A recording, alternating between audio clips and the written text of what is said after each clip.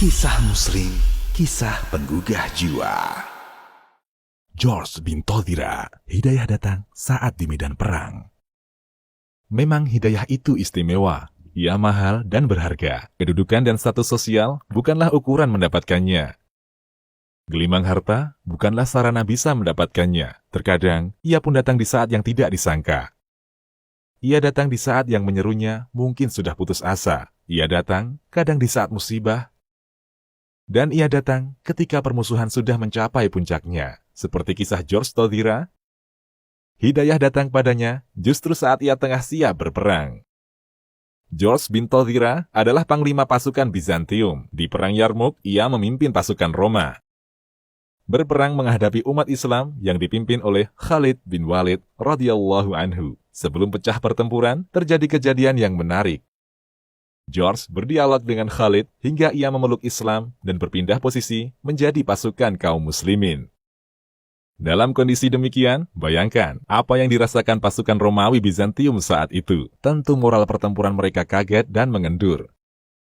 Dan pastinya, George adalah orang pertama yang hendak mereka bunuh.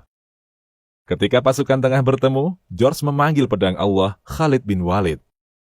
Khalid pun keluar dari pasukan dan Abu Ubaidah menggantikan posisinya. Di tengah ribuan pasukan, kedua panglima perang itu berdiri berhadap-hadapan hingga leher tunggangan mereka bertautan. George berkata, "Wahai Khalid, jawablah pertanyaanku dengan jujur. Jangan berbohong, karena orang yang merdeka tidak pantas berbohong. Jangan pula kau tipu aku, karena orang yang mulia tidak akan menipu." George melanjutkan, "Apakah Allah menurunkan pedang dari langit kepada nabi kalian, lalu ia memberikannya kepadamu?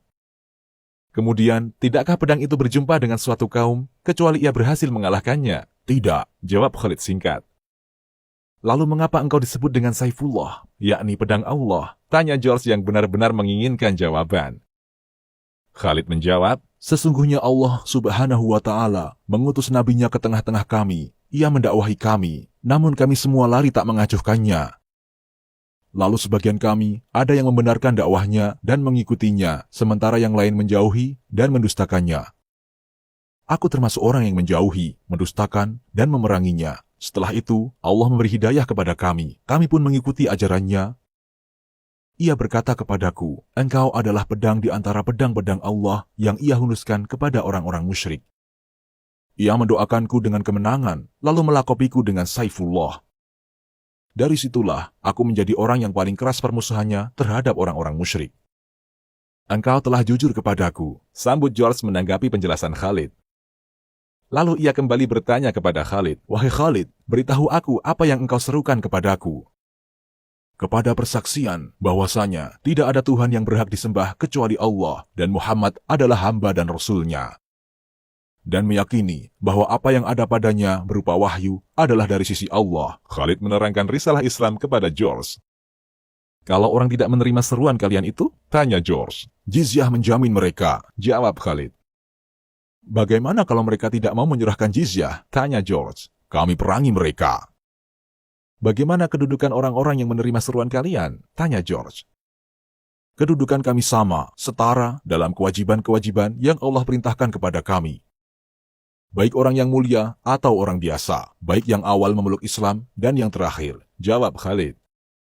George kembali mengajukan pertanyaan, "Apakah orang yang hari ini memeluk Islam, wahai Khalid, sama pahala dan ganjarannya?" "Ya, bahkan bisa jadi lebih utama," jawab Khalid. Dengan nada heran, George kembali bertanya, "Bagaimana bisa ia sama dengan kalian, padahal kalian lebih dulu memeluk Islam?" "Kami memeluk Islam dan berbaiat kepada Nabi kami. Di saat kami menjumpainya, datang padanya kabar-kabar tentang kitab-kitab. Lalu ia memperlihatkan tanda-tanda kebesaran Allah kepada kami. Orang-orang yang melihat apa yang kami lihat dan mendengar apa yang kami dengar membenarkannya, berislam dan membaiatnya. Adapun kalian belum pernah menjumpai apa yang kami jumpai, belum pernah mendengar apa yang telah kami dengar berupa mukjizat dan hujjah. Kalau kalian memeluk Islam dengan tulus dan sebenar-benarnya, tentu lebih baik dari kami," jawab Khalid berusaha mengurai kebingungan George.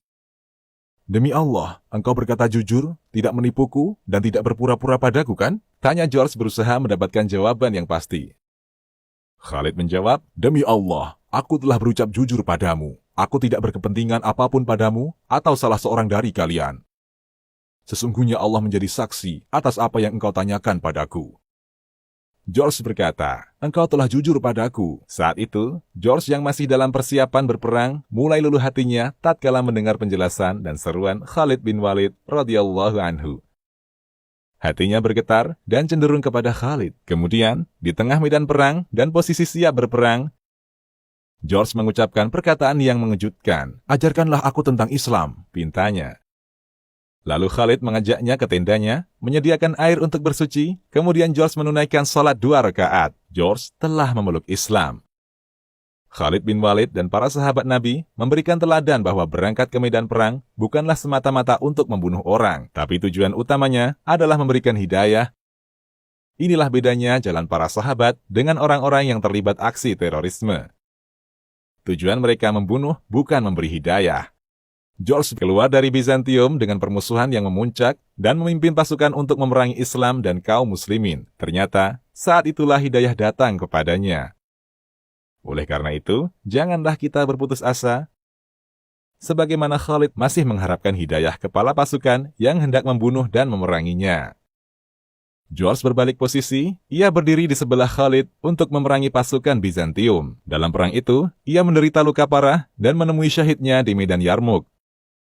Setelah berislam, ia hanya 1 kali melakukan salat dan sujud dalam 2 rakaat. Kemudian ia gugur di medan jihad.